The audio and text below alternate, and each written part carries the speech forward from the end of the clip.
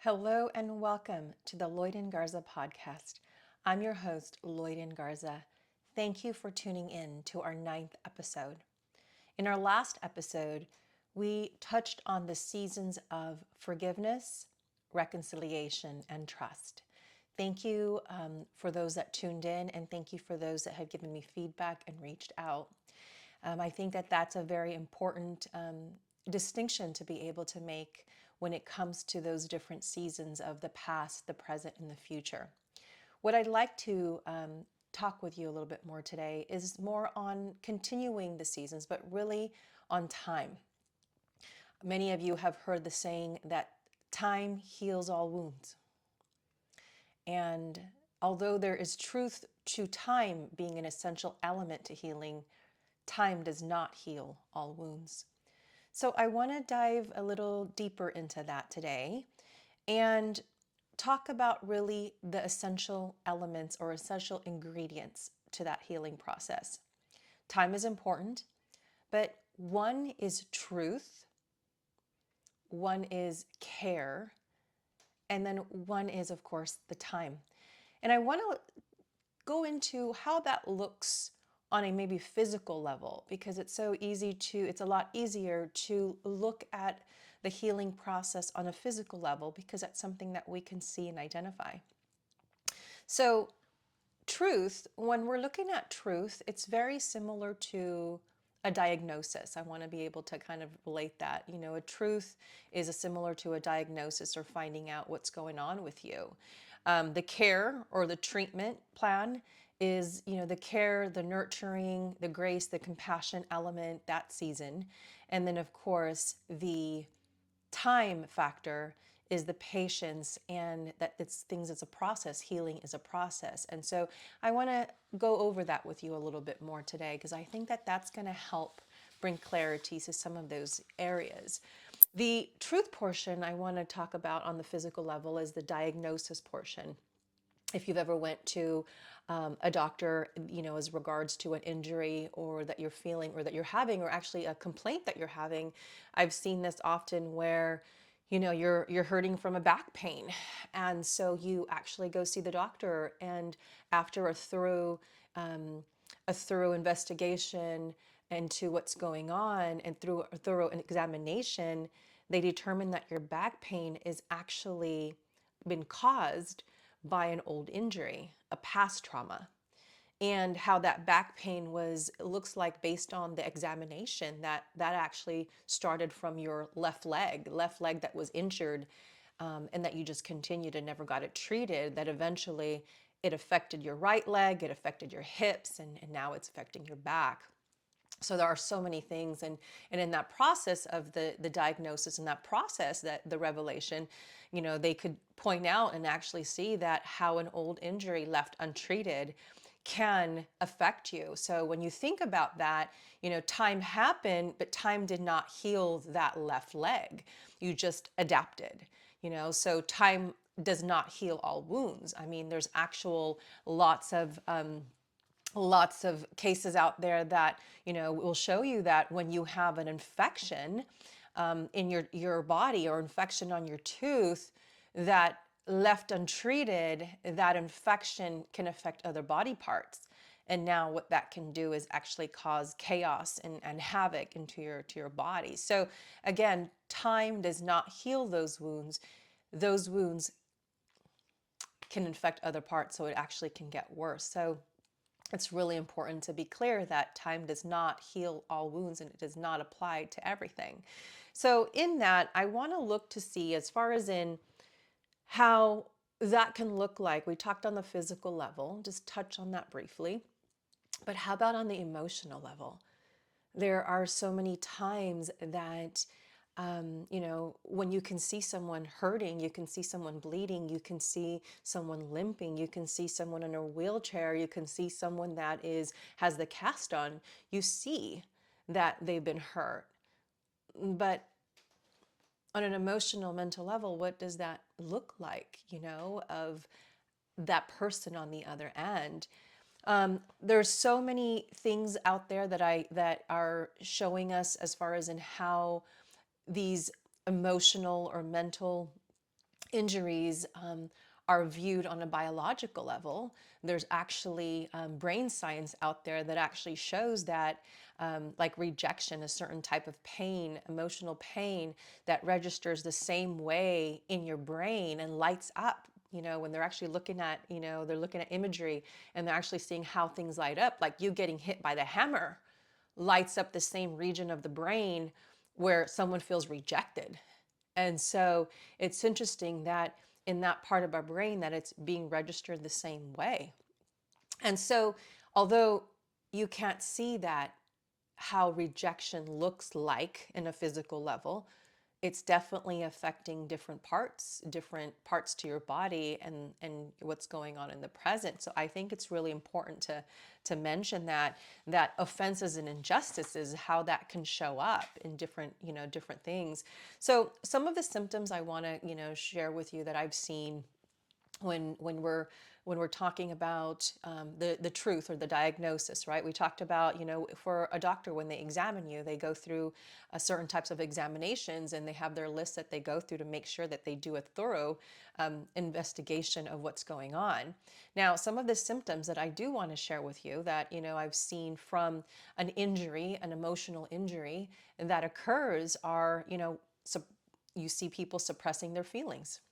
And then you see outburst. There's constant disruptions, feeling like sometimes you feel enslaved to other people's words or opinions. And oftentimes the views of relationship from a lens of fear. And so very needy type of approach. And so there's sometimes that we see that there's symptoms of like this grandiose expectation that someone has to respond to one, someone has to text back or email or phone call right away. And if you don't do that, then they feel like you don't care. And so there's this unrealistic expectation that these are these symptoms that are coming up from a root issue that is an injury at one point in time. And so oftentimes, I've seen that, people act from a fear of misinterpretation. And so, and that affects it when someone reacts to that on that level, it affects people's connections. The connection gets affected because there's acts of fear and there's a response back. They become offensive or defensive. And so then they change that state of that conversation and that communication and, putting their relationships at risk.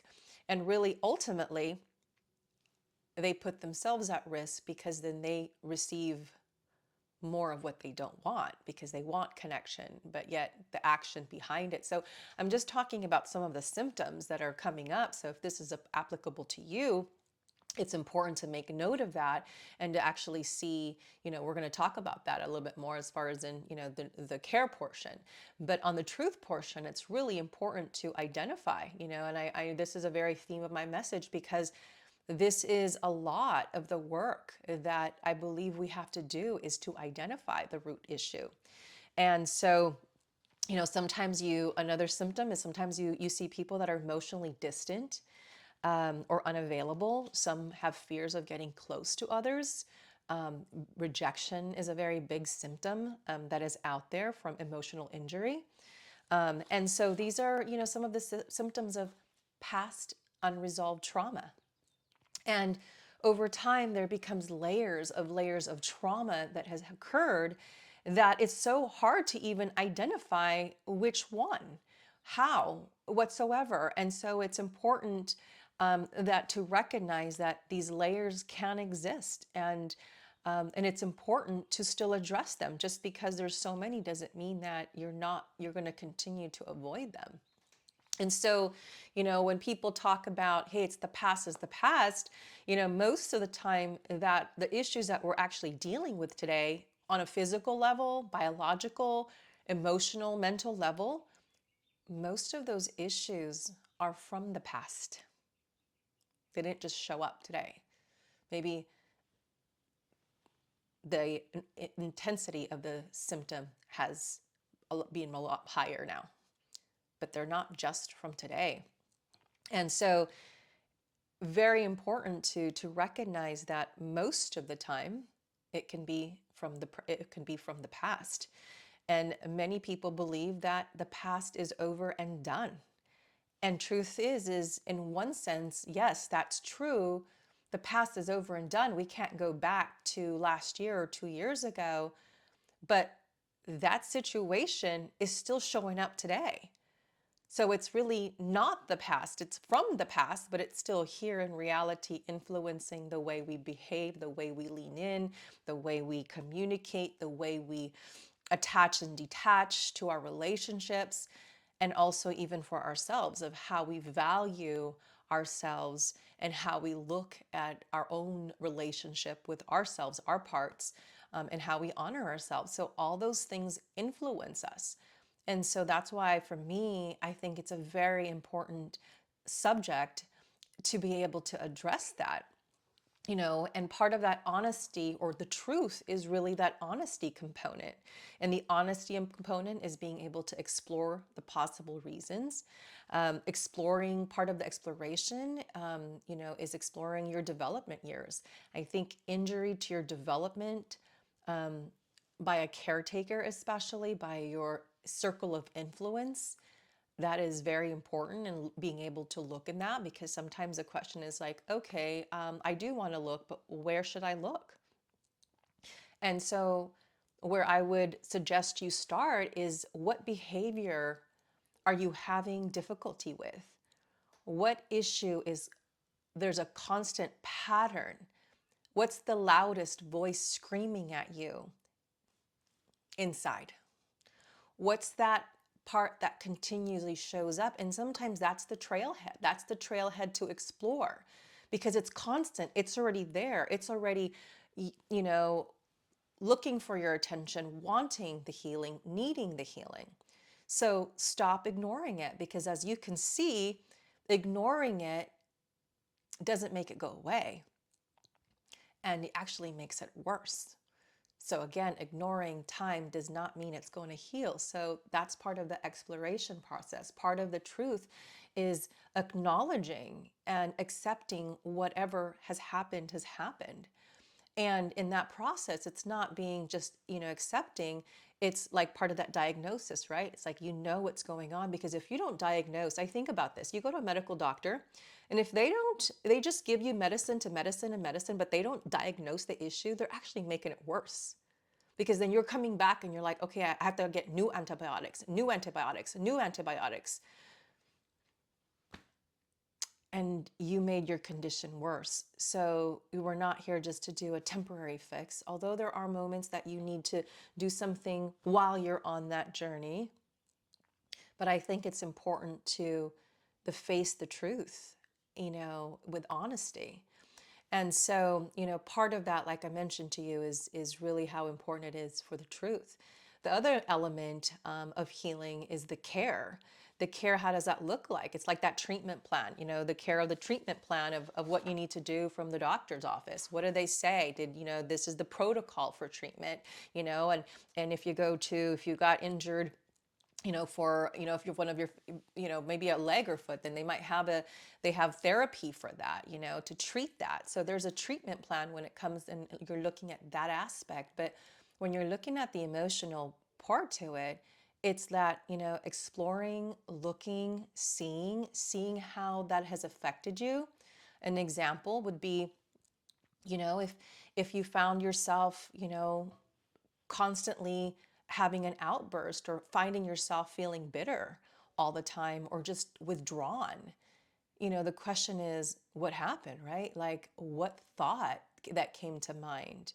An example would be, like if I decided that, I'm so excited to go to an event, and all of a sudden I don't want to go anymore, but yet I really feel bad. And what does that mean? It's like, maybe the thought with me going originally about getting together with my friends and family was really fun. And then when I thought about who's going to be there, maybe I thought about somebody that had some issues with, and now I don't want to be there anymore.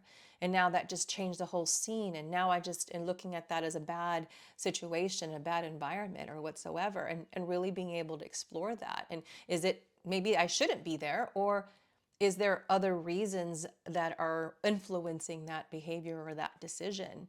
I see that also on the business world, and I see that when somebody else wants to talk to a client, or they're in a situation when there's some conflict or their disagreement, they might not want to talk to them. They avoid them. And that deal falls apart when perhaps that there's some things that are influencing that behavior, something that maybe some rejection, some past rejection, or some issues with conflict or confrontation that makes them feel like little. And so maybe that's where they run away rather than be there. Or there are ones that, that all of a sudden there's an outburst, and you want to just fight all of a sudden. And you wonder, well, what's that outburst about? Could that be an issue that I felt so controlled before when I was younger? And that's why that's coming up now, is because I don't ever want to feel like I don't have control. Or sometimes that shows up where, I'm so controlling about everything. I want everything perfect. I want everything the right way. And sometimes that exploration can look like, I say that because I've been on that journey. And sometimes it's that realization that, wow, I had to feel like I had control because in other areas I didn't feel like I did. Or I don't want anybody to be on me and tell me that I don't have it together, and I don't want to be told, or I don't want to be put down.